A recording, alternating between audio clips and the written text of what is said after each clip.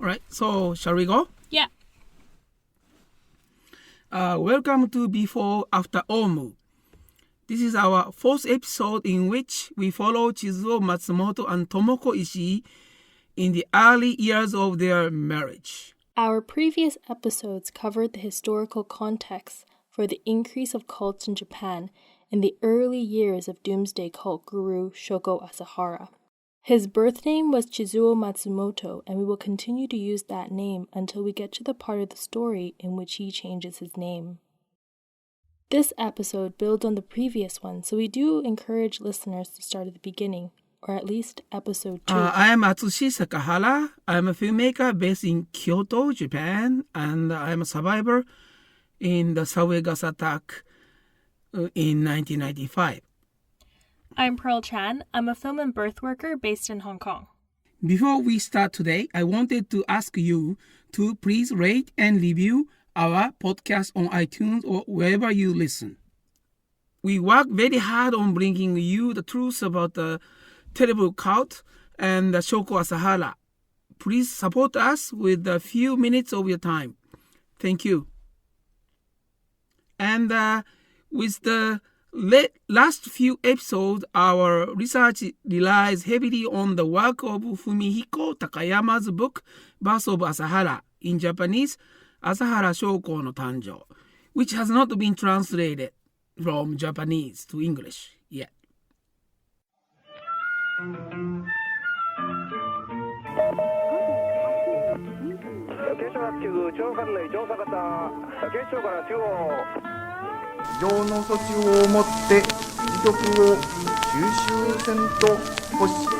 If you are a victim, you're a victim. You're not a journalist. そうですね、来るべきものが来てるんじゃないでしょうか。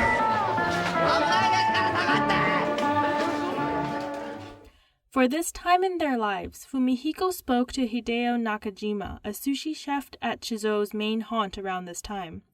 He spoke to the detective Takeo Shiroiwa and some of their neighbors. I think, once again, we have to be aware of the fact that when people are asked to remember perpetrators of tragedies after the fact, they may want to remove themselves or stress prejudiced memories. I don't want to sound like I'm making excuses for Chizuo. I think at this point, as a 20-something-year-old, he's had a pretty bad childhood and is trying to provide for his young family. I think anyone you talk to who knew him from this time of their lives would not be able to talk about them removed from the context of their later actions. So I think we should be critical about how these stories are being told and try to understand what is being said. So when we left Chizuo Matsumoto, he had just married 19-year-old Tomoko Ishii. He's 22. They'd met at a cram school in Tokyo. She didn't get a place in the education department at the University of Chiba, and he had wanted to get into the law department at the University of Tokyo.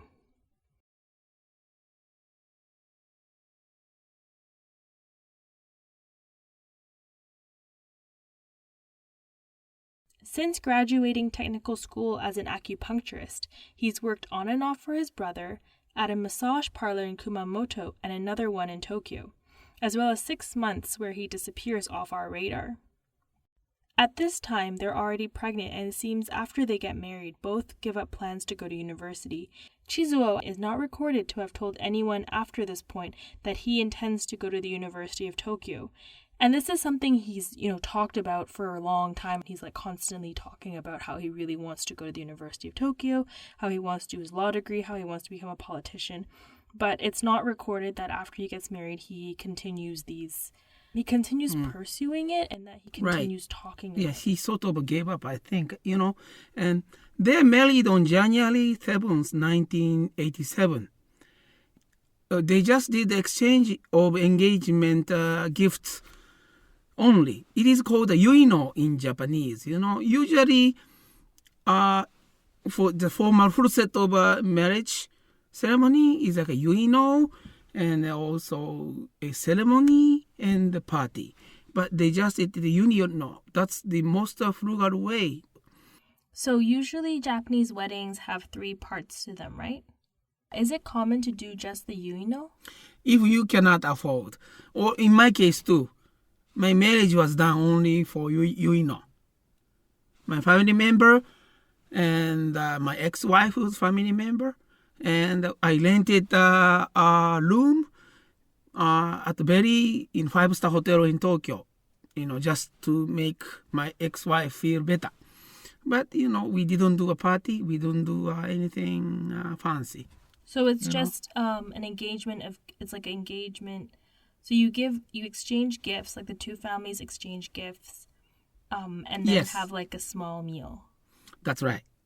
Or one meal, full set meal, probably. But they're legally married, right? I think so, yes. And yes, that's why Tomoko is called Matsumoto, right. Tomoko, she right? takes his name. Must be, yes. And then, he begins to run an acupuncture clinic out of their home. Is this common for people to run businesses out of their home? Frugal way, yeah, it's not very surprising. Yeah, it's a frugal way. Yes. Actually, yes. Even not frugal way, depending, maybe some acupuncture clinic has a big home, right? Right. In my neighbor, I can find some acupuncture clinic, they run it at home or annex, they have annex, right? It's not so surprising to start out. I don't know. I didn't see, how big it was, his Chizuo's apartment. But I think I wouldn't be surprised, They don't, of course, they separate their living and etc. Right, so right now in this apartment is him, it's Tomoko, Chizuo, and eventually their like newborn baby. Yeah, but if you see that, all of a sudden, okay, if I go to the Chizuo Matsumoto's acupuncture clinic, right next to me, Tomoko started cooking for dinner, I would be very surprised, right? Okay, so it's like at least there's a separate room. That doesn't happen. Maybe it's separate room at least, probably, I assume. Hideo Nakajima runs a sushi restaurant next to their home. Chizuo starts to develop quite a rapport with Nakajima due to his love for sushi. Fumihiko talks to Nakajima quite a bit to get a sense of Chizuo and Tomoko's life and early marriage, basically 1978 to 1981. Right.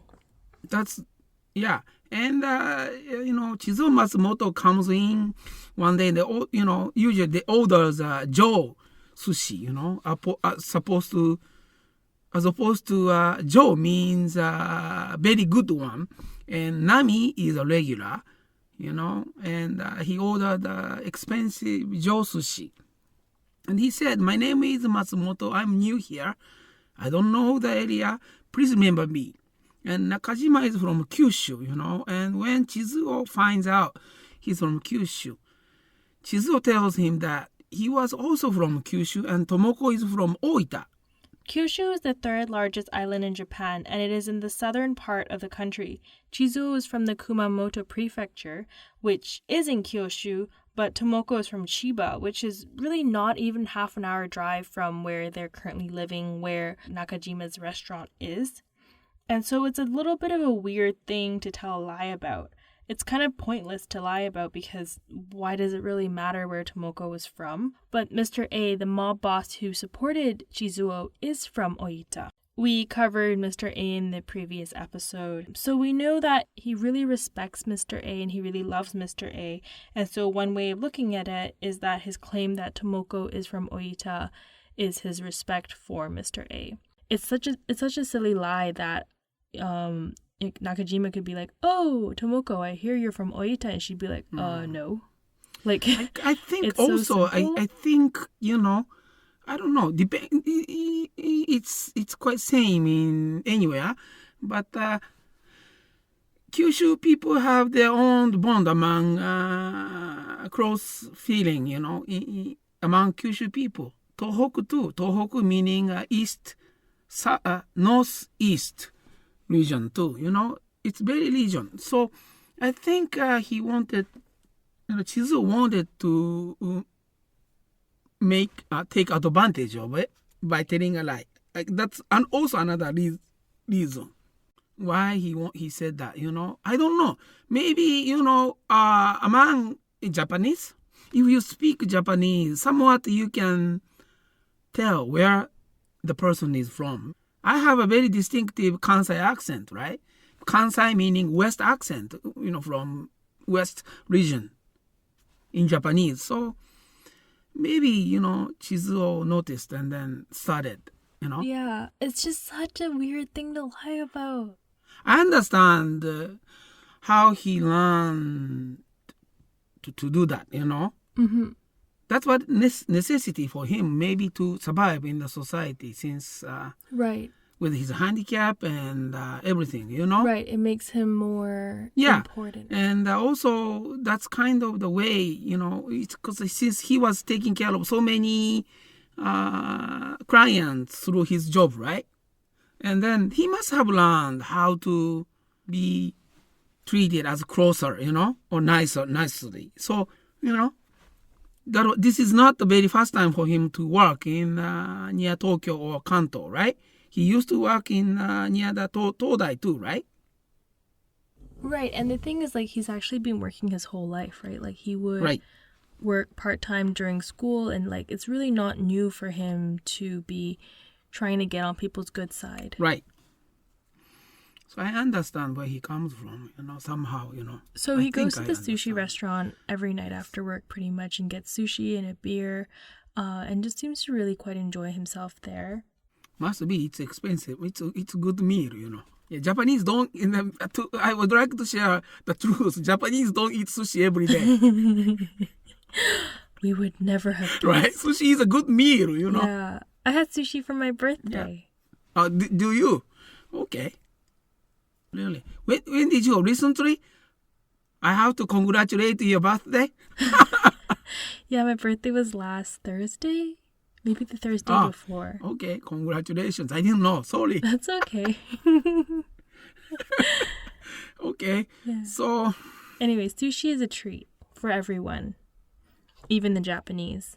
people in Peking, Beijing, don't eat a Beijing duck every day, right? It's expensive, right? Yeah, sushi is not cheap. It's Nowadays, expensive, and it's because of also the really ranch- excessive because unlike sushi, Beijing, like Peking duck is really just skin and fat. Very bad for heart attacks. He had a chat with the chef Nakajima. Chizuo was indulgent and irritable about his dreams. Chizuo would ask, Chizuo talk about the politics and go into details of how bureaucracy was organized, all the inner groups in City Hall. He would say, I will pursue money realistically. I'll shut down current clinic and open another one in a higher level. I think I can understand, My father was a bureaucrat at police, so I was taught like how the school works, where you went, the school you went. But let's say, right, I managed to get in the University of Tokyo, right? And then I joined the bureaucracy, and then number one is no like a school-based nepotism, or school-based clique. You know why? The truth is, all bureaucrats are from University of Tokyo. School doesn't matter, right? Maybe they take 20 students, 20 rookies, right? Maybe they take 20 rookies and then 1 or 2 is out of not the University of Tokyo, right? So they don't even talk about which school you went. All bureaucrats are, presumably University of Tokyo, right? Right, and explains why So- Chizuo really, really wanted to go there too. Yeah, he knew it somehow. I don't know where he learned it, but he knew it, right? Well, it's not hard. You just look at, who's running your country, and then you see they all went to the same school, and you're like, oh, well, that's where I have to go. Right, I see. Yeah, that's true. And once you got in the very good college, right? Got in the college. There is always there are already some groups like depending on the high school, right? And then they don't discriminate or they don't never do such bad things, but automatically they share the notes for the midterm exam and just that happens, right? Since they know each other, I think it really shows that at this point of his life, Chizuo was actually really, really excited for the future. He's still really interested in politics. He's still really interested in money, but he has a lot of hope and he has a lot of excitement. It's actually the first time I think he's independently, like financially independent, and he's doing his own thing, and he just likes sushi. And his family is still quite young and they're trying to get on their feet, but it's something that he can afford. So we can also assume that he's starting to do quite well. And there's another incident where he flashes his belly band, as you say, which is a wallet that he has tied to his waist. Kind of like a traveler's wallet, if you've ever seen those in airports. And he shows Nakajima that he's carrying 100 No, I'm Is sorry. that what it is? 1 million yen. A million in cash. That's a lot. I mean, acupuncture is a cash-based business, right? And so that's basically his earnings, but 1 million of earnings, right? And if you think about acupuncture, there's no That's cost other than human labor.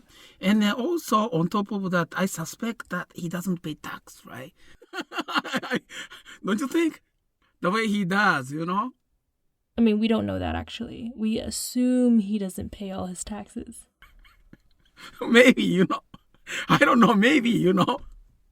But his business is, yes, as you pointed out, it's very lucrative, very profitable business, right? High margin business. Yeah, there's like no cost at all. You don't have to sell them anything. It's really just your time and expertise, which he has. And on July 22nd, 1978, their first child, a daughter, was born. After her birth, he gradually stops operating out of the home and opens Asia Do, an acupuncture clinic and a health food store.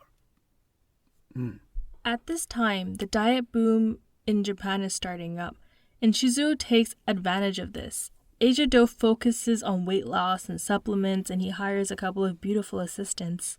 And he starts to make real money, right? He starts, for the first time in his life, actually making a good, decent amount of money. And in December 1978, you know, they moved into a new two-story homes in the suburbs near Takanekido station. It's hard to pronounce name even for Japanese. Still in Chiba. In order to afford it, Tomoko's father contributed 20 million yen for the down payment, about $250,000. So between 1978 and 1980, things are going really, really well for the Matsumotos. Asia Do is about 20 minutes away from their house. Tomoko handles the bookkeeping for Asia Do, and Chizuo focuses on promoting weight loss. It seems like a pretty good time for this young family, but they stick out like sore thumbs in their new neighborhood. Chizuo starts to exclusively wear white muumuus and begins to turn to religion. Fumihiko spoke to their neighbors around this time, who honestly sound like a bunch of gossips. They say things like how he always wore white clothes, and he was walking around barefoot, and when he wasn't, he would wear Japanese wooden sandals, and he was always meditating, and in the summer and the winter, he would be outside with his kids playing without a shirt on. In the nighttime, you would see him doing yoga in the second floor window. Which, if you ask me, is just a bunch of, like, aunties gossiping, you know? Like, oh my god, I can't believe he does yoga at night.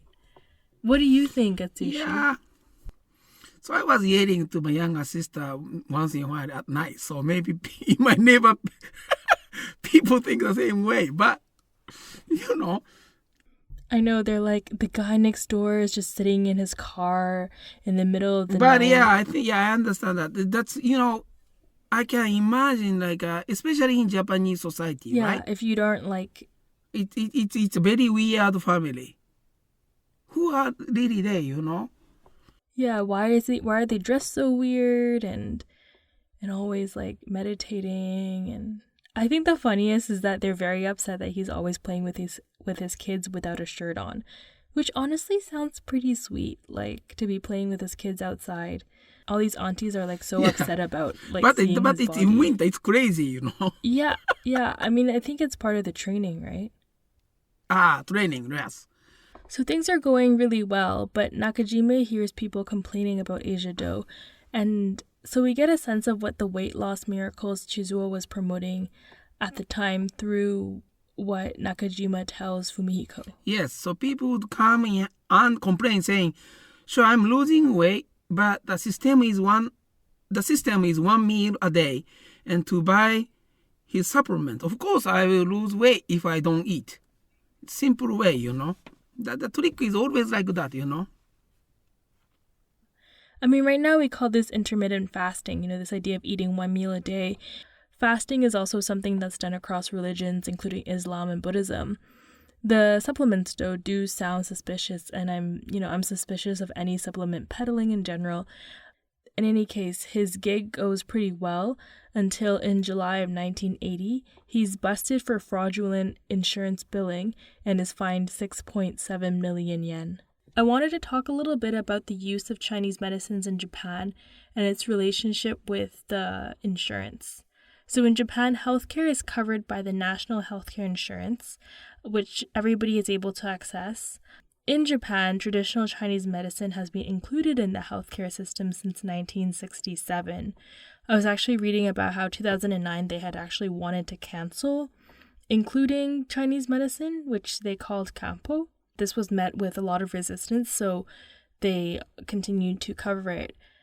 So, for instance, when I go to a Chinese doctor in Hong Kong, she will take my pulse and, ask me a few questions, maybe check my tongue, and then she will prescribe me whatever I need, right? Like if, my tummy hurts, but also my head hurts, she will create a medicine for me that addresses both issues. But this isn't the case in Japan. Kampo, so there are 148 Kampo formulation extracts, 241 crude drugs, and 5 crude drug preparations. A study from 2013 shows that 80 to 90% of physicians prescribe Kampo medicine in their daily practice in conjunction with biomedicine. So the drugs and extracts approved by the government use fixed combinations in standardized proportions manufactured by various firms. What this means is if you have a tummy ache and you have a headache, they're going to give you a tummy ache pill and a headache pill or drink. So, until today, I didn't know how good Japanese medical or pharmaceutical system is, utilizing, take advantage of Kampo. But it is... let me explain about the Japanese health insurance system, okay? Unless you are Japanese or living in Japan, you never know. It's quite a very good system, life insurance system, health insurance system. It's a government insurance, okay? Of course, you have to pay the insurance fee monthly, but it's not that expensive. And then if you go to see a doctor, or medication like a pharmacy or like a massage parlor, or if it is prescribed, okay, the insurance will cover.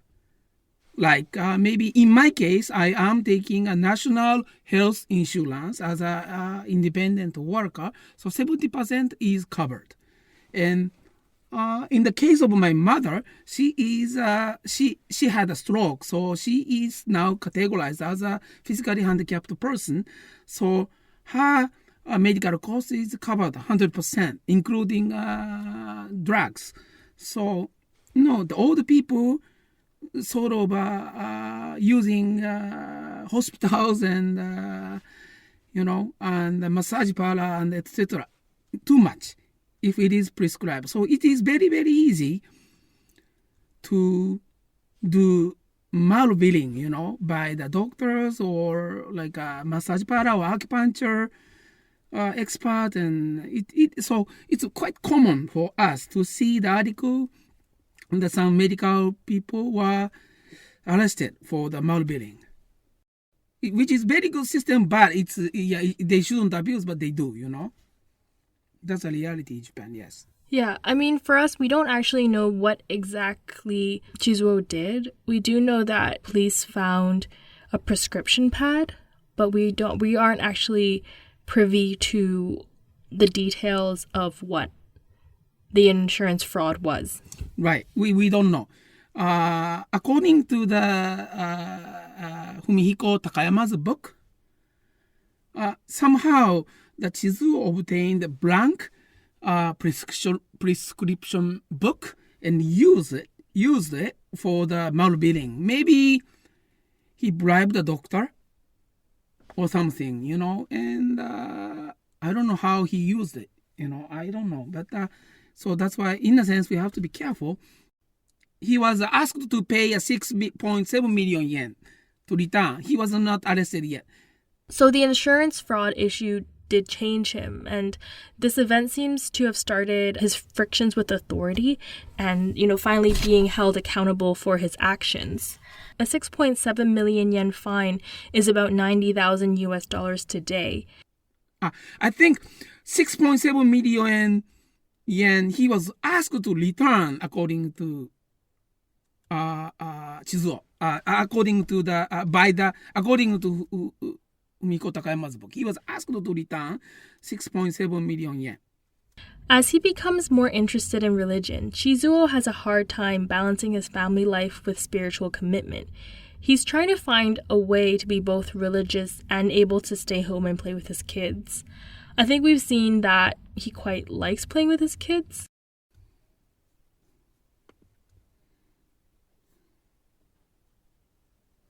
Having kids. Even his neighbors, talk about having seen him play outside with them, which, I don't know, does that happen very often in Japan at sushi? Do dads play with kids? In 1980s? Yeah, they do. But if company men, working a big company, they are too busy, right? They just go home and sleep and then, like a robot, Did your dad play with you? No, my father is working at home, so he runs a labor insurance consultant, so he is around all the time. But when he was working for police, right? He was commuting to the headquarters of the police in Kyoto Prefecture, so one way is 3 hours, from rural areas. So he leaves home like 5, 6 a.m. and then he comes back 9. It's very late. That's my father. Yes, I still remember. He eat chicken ramen. Chicken ramen, the Japanese. Every morning he eats it and then he leaves. Oh, I miss ramen. I saw him, yeah. When he joins Agonshu, for instance, his finances are redirected away from his family towards contributions to Agonshu. For example, there's this practice Agonshu had of 1,000 days of offerings. So a person, comes to the dojo every day and they practice and they give an offering. Kind of think of it as like a 30-day yoga karma challenge where you pay what you can to practice, right? So this is essentially what Agonshu is promoting, is to do 1,000 days of this. We're going to go more into his days in Agonshu next episode, but essentially we do see him at this time focusing in on these new religious movements, focusing on these new religions with the same vigor he had with his judo practice. This also begins to drive a wedge between him and Tomoko. His older brother, who is interested in esoteric religion, convinces Chizuo to look into Soka Gakkai and Agonshu. He starts to take religion, specifically New Age Buddhism, more seriously, and when he opens a new clinic on August 25th, 1980, he named it BMA. BMA stands for Buddhist Messiah Association, which as a name is most likely based on GLA, God Light Association, led by Shinji Takahashi. Shinji Takahashi, who, thought he was Buddha incarnate. GLA, which is another cult, another Japanese new religion. When he tells Tomoko about this, she doesn't seem to care about the reasons behind the name. I think she was not very happy about Chizuo was so into religions, The two begin to fight, but on top of his sudden religious turn, there's also the question of his potential adultery. What do you think is the relationship between Chizuo and his brother at this point? Now, in a sense, financially, right? Financially, Chizuo is independent, but what he was taught by his older brother has a strong influence on him. I think I don't know. I don't know. I cannot be so judgmental. I cannot judge. But I think his oldest brother's influence was not so good. Oh, so it's like still around, like, but even though they live far away at this point, but at the same time, like, his brother has always been who's told him to, like, Not read this following book, though, read but, that book. What I'm saying is not following. Chizuo was not following what he said, but I think Chizuo's oldest brother put the seed in his mind, and then the seed itself is going to bloom, right? Interesting things is for your information, okay? Right before I started developing this documentary project, one of my senior alum from my elementary school tried to introduce GLA. Yeah, he worried about me. He is kind, okay? With a purely nice intention, he was trying to introduce GLA. You might need a GLA. Thank you very much. I say, if I join it, that's something wrong. So, right. So they are, and that saying that, they are basically nice. They are, most of the people, or all of people, let's say, are purely believing, and that helps, right? Yeah, I mean, I think even with Om, we'll find that, like, people who were not higher up were, likewise, had a hard time believing that the sarin gas attack was carried out by Shoko Asahara. Very similarly, they're probably very, like, was your ex-wife nice? Yeah, she was also nice, but she was not the brain, out of the, how can I say, mind control and brainwash. She'd already left. Yeah. In retrospect, maybe she has a strong reaction to that, She was super careful about related to any group, like a political and religious group at all. And so she was always cautious against something similar. Because she was very young, right? Yeah, but, she was very angry once, that... my college senior was a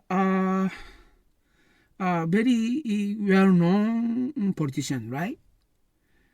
And then, and he's from my region, Kyoto, right? So, it doesn't matter if I bought it or not. Maybe I just do some donation to something, right? It's just nice, right? And she hates it. She hated it, and then very angry or sort of very upset. So, don't worry, you know what I'm saying? But she was sort of very, very cautious about all things, and that was overreacting to her past. So above the storefront of BMA, he also had an apartment on the second floor of the building, which was a residence for the women who worked at BMA. This, we don't really know if this was a separate apartment or if it was really the second floor of the pharmacy, but in any case, the women who worked at BMA also lived there. And his clientele at BMA were also primarily women who, as we mentioned before, were attracted to the diet boom of Japan, who was attracted to this idea of losing weight, susceptible to the diet bloom. And he sometimes stayed over in this apartment, and understandably, Tomoko was upset. There was one incident where she was so angry she threw things at Chizuo, and one of the objects accidentally hit her daughter, injuring her. Tomoko being upset does not seem to have an effect on Chizuo, and he presses on with his work at BMA. He spends even more time focusing on creating supplements and marketing them as miracle cures. He puts out 5 ads in the newspaper with customer testimonials, and he highlights his products as, quote, newest medical technique based in modern Chinese medicine, unquote. So here you can also see his influence, or the influence of his brother on him, his brother's obsession with Chinese medicine. Obviously, Chizuo also believes in this hype around, traditional Chinese medicine, modernized traditional Chinese medicine, and he creates 3 main supplements. And the 3 main supplements are the rheumatism essence, which he sells for about $600 today. So 3 38,000 to 43,000 yen per bottle, and these bottles are 100 cc. The second product he has is called blood pressure essence, which is being sold for 30,000 yen, which is about $500 today. And the final masterpiece was what's called a blue dragon pill, which he sold for 60,000 yen, so about $1,000 today, which is 100 cc. Like, what's a good example for 100 cc? Like, Very small. 100 cc is kind of like CC lemon. You know how you have CC lemon? yeah, but nobody has cc lemon outside of Japan. Ah, I see. I thought that. All right. So.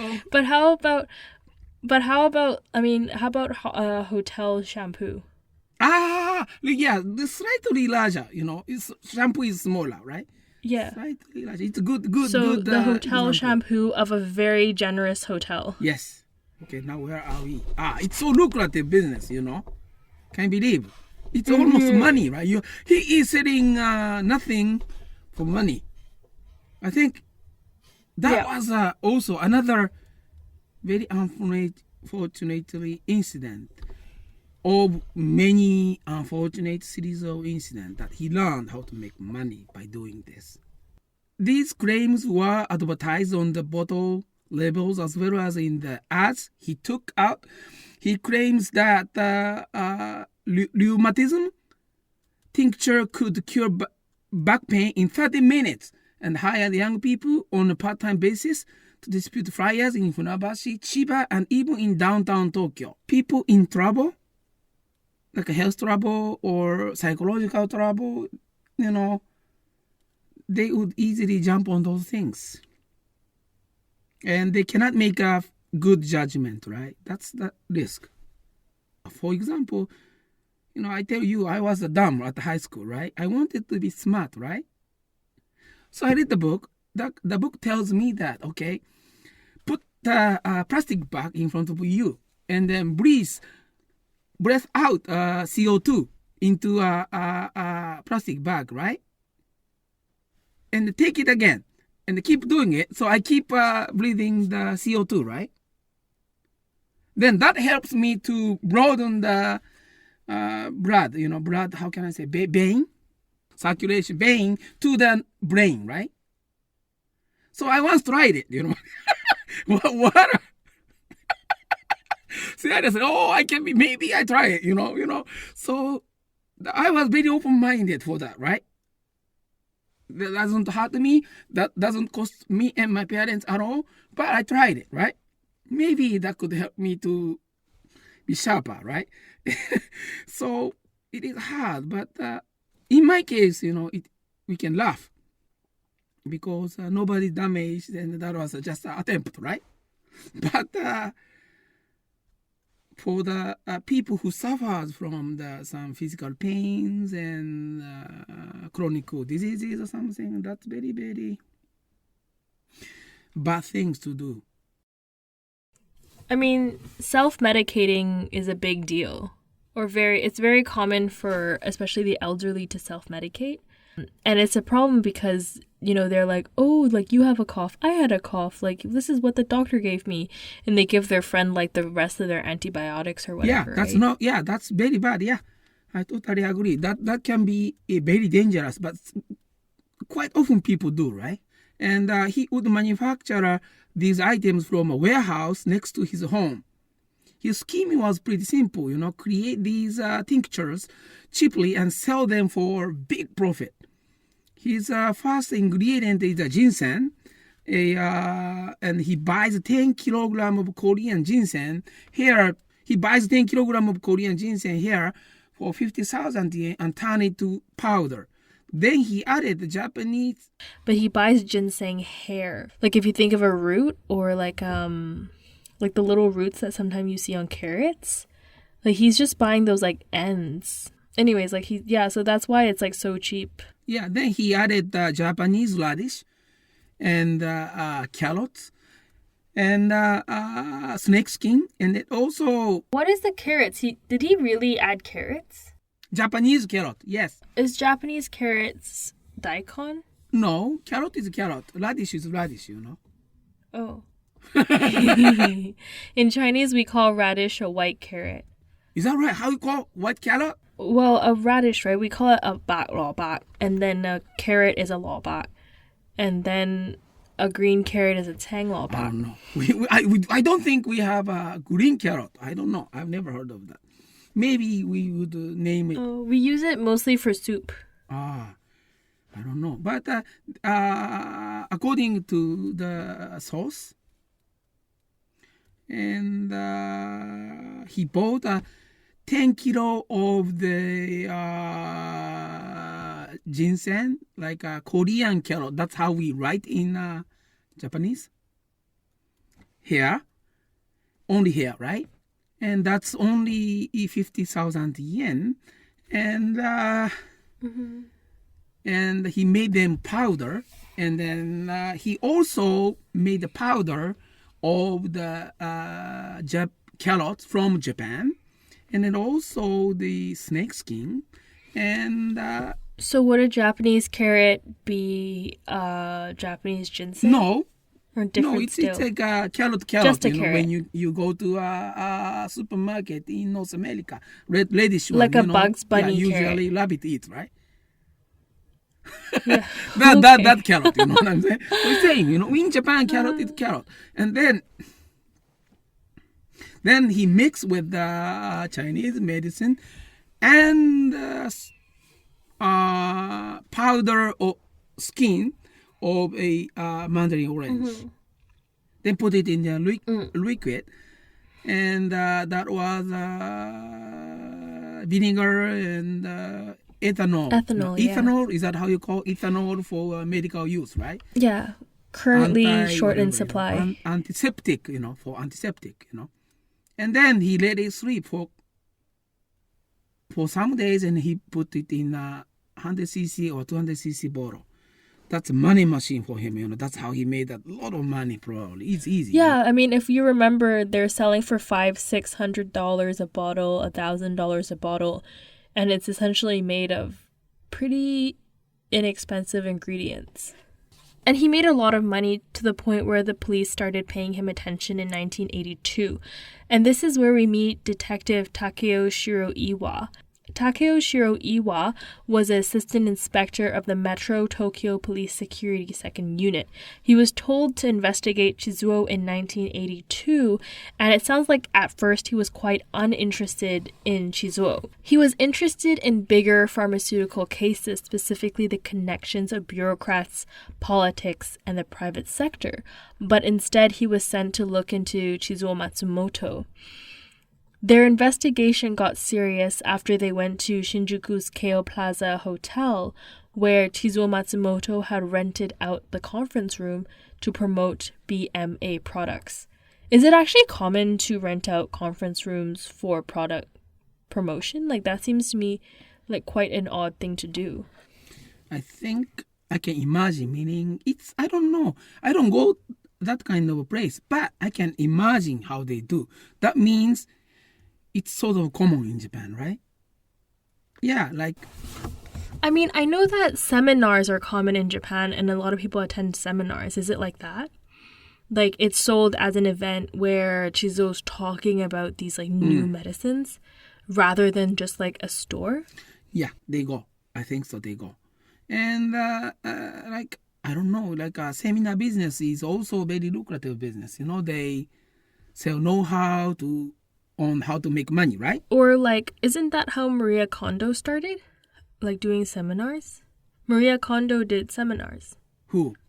Marie Kondo. KonMari. Very famous lady. Yeah, no, but a similar thing, you know. Yeah, she can do seminar. Seminar business is a very lucrative business, a good business. And sometimes the content of the seminar is legitimate and solid. Sometimes it is not. Like Marie Kondo, like, you know,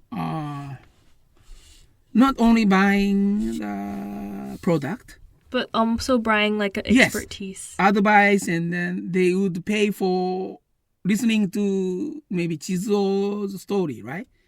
Chizuo's pitch or explanations and then hints and everything, wisdom or whatever it is. And then, but I think Chizuo intentionally used Keio Plaza Hotel. Keio Plaza Hotel is right next to the Shinjuku station, okay, on the west side. And I know that Muhammad Ali stayed, there. So, if Muhammad Ali came to Japan, right, he wouldn't stay at the inexpensive hotel. We know that he must stay at the expensive hotel, right? Right. The legitimacy. Yes. Create a legitimacy of what he sells, right? So you can see by choosing Keio Plaza Hotel that Chizuo is doing really quite well and has started to try out some of the tactics for recruiting and marketing that he's going to use later on for Om Shinrikyo.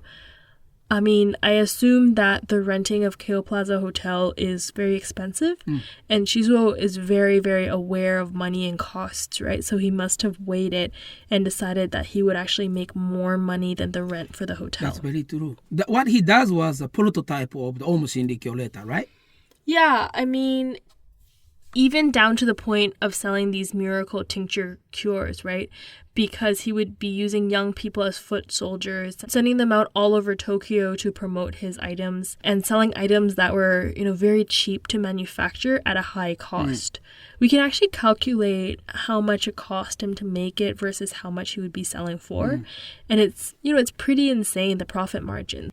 Sort of renting out Keio Plaza Hotel is really a mark of his new status, and he's probably doing quite well at this point. And so we have Detective Shiroiwa's account of what he saw that day. Detective Shiroiwa waited outside the conference hall, keeping a low profile, investigating, right? He saw many people over 60 years old there, and also young women suffering from period pain.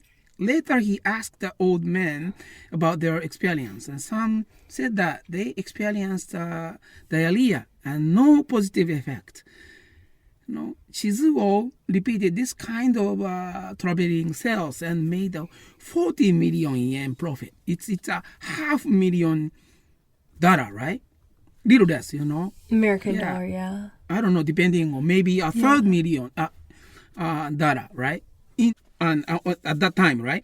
From sales to about 1,000 customers. And then now, Shiroiwa concluded that Chizuo was mostly like a fraud. And if he managed to sell to those people, he could expand and hurt more people. That was a very precise and accurate. And right, he was right. In June of 1982, he obtained a search warrant on Chizuo's home in Funabashi and started to build a case against him. On the 22nd of June 1982, he went to his house and paid him a visit. Okay, I think we can stop here today. This leaves us on the 22nd of June 1982. Detective Shiroiwa has just driven up to Chizuo and Tomoko Matsumoto's home, where they live with their two young daughters. Chizuo has a tincture lab in the warehouse attached to their home. Chizuo is 27. He's shut down 2 clinics, the first one to move his work out of his home and the second one due to insurance fraud, and has moved on to his third business venture, BMA, Buddhist Messiah Association. He's doing well financially and has many women hanging around, from both his work peripheral to the diet boom and the women who work with him. He's starting to try out marketing techniques we'll see reemerge down the road with Om Shinrikyo. He's getting increasingly religious and making more money than he's ever made before. Okay, Atsushi, what do you think of what we've learned today? He is forming what he's going to do. He is a very embryonic image of the Om. I don't think he has Om in his mind yet, right? I think at this point he's still trying to find a religion that he can understand. He doesn't think of himself as the cult leader yet, but because of his work, he is getting more and more accustomed to understanding what sells and what doesn't and how to sell that. And we're going to see this because later on he does sell tinctures and all sorts of products through similar marketing strategies. I don't think a lot has happened this episode. Essentially, he's basically had a few failures and a few successes, and these are early years of exploration. He's basically exploring a lot in terms of spirituality, and I think he does quite enjoy being a father, it seems. And he doesn't want to give that up either, right? Like, it would be one thing for him to renunciate and just fully commit to his spiritual path, but really he wants something so that he can have both his spiritual path and his family life.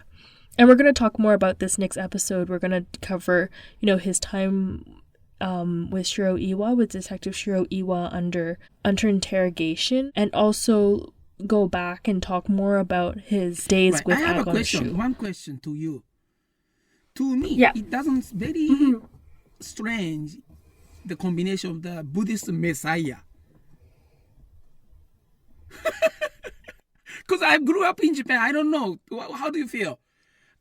They don't go along together, They don't go together usually.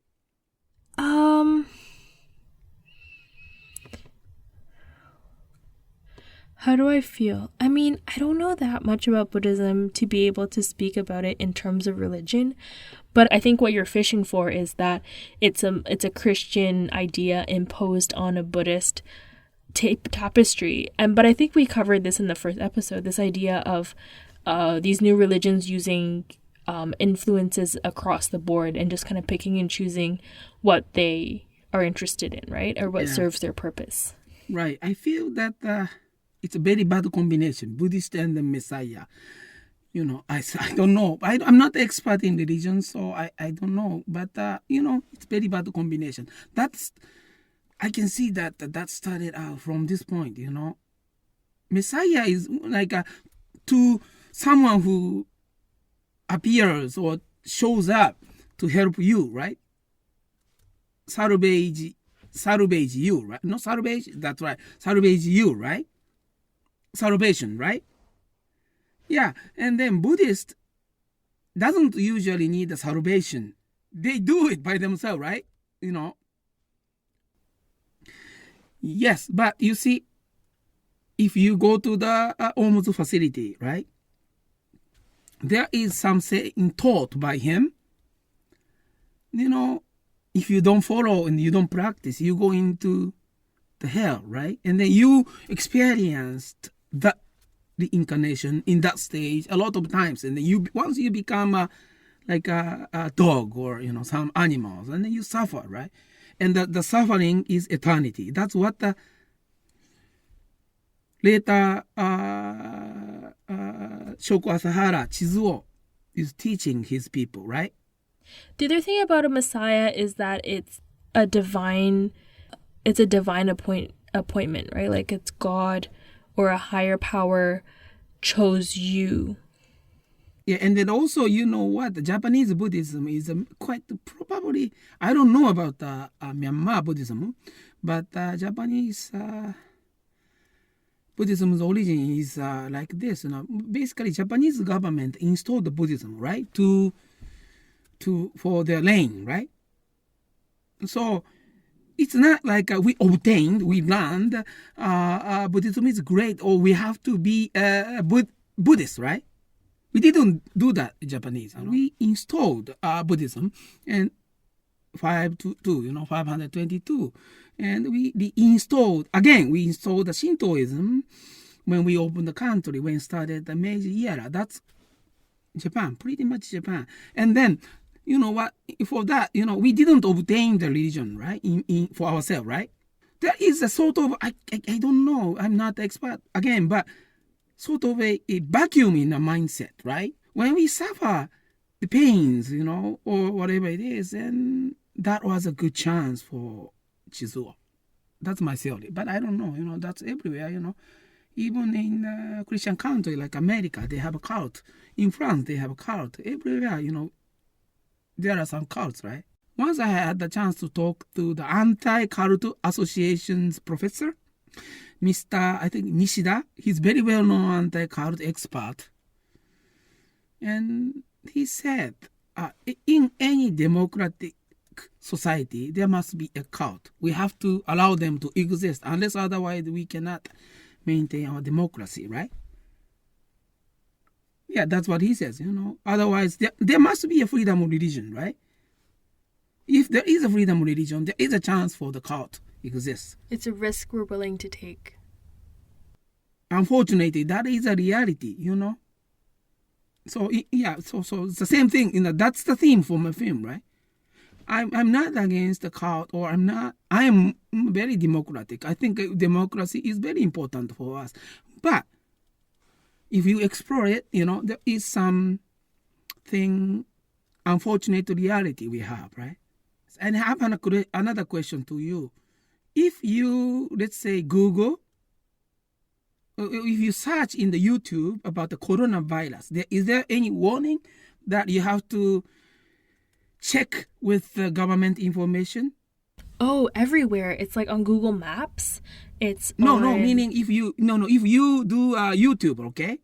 Or if you, let's put this, if another thing, okay? If I write about the coronavirus in blog, right? It automatically shows up that you are writing about the coronavirus. Please check with the government information. Oh, really? In Yes. Japan? And then, you know what? Yes, that helps guide people well, in a sense. But it's censorship, correct? I mean, yeah, exactly. Like, that's interesting because there's a fear of fake news at this moment. Right? Because the company is checking if I write about the coronavirus and they're suggesting that please check it, right? Yeah. Yeah, that's the situation. That's the situation. I'm worried. Or actually, this Sushi. So when I was planning my birthday party, so I created a Facebook event, and Facebook was like, "Please respect your quarantine," and was persuading me not to have my birthday party, even though it was online, because obviously they can't tell, but it obviously has like some system in place to convince people to be more cautious. Or like, so that was automatically popped up. That message, that message popped up. Automatically was like, you should not have a birthday party. Yeah. So that's dangerous. You know what I'm saying? In a sense, it's very good. But you know what? Let's put it this way: when you lose a democracy, or when you hurt a democracy, okay, it's going to be done by not going to be done by a few people. It's going to be as a agreed societies, based on the agreement, okay? Okay. For example, when I survived in the subway, what we lose? We lost a trash can at the subway platform and any railway station. So we lose, right? Yeah, That's you don't see any That's why trash. I can never throw anything out. Yeah, since 1995, because the stupid all put saringas in it, right? So it took long time to regain or get it, obtain, get it back. So now sometimes That's interesting because in Hong Kong, we lost all our trash cans because Hong Kong protesters were using it to block roads. And now we just have these like big ugly trash bags. But yeah, I wonder if we're ever going to get our trash bins right, it takes, back. I tell you, it takes 25 years. Now finally we have a transparent trash bin, right? Sometimes you find it, but it takes so long time. It takes so long time, So I worry about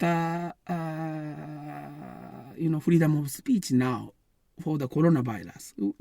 That's we are in danger for that. Yeah, for sure. Atsushi, do you want to sign us off? Please listen and subscribe wherever you listen. Review and rating helps other people find us. Thank you for listening. Reach out to us on Twitter at Cult Leader and me.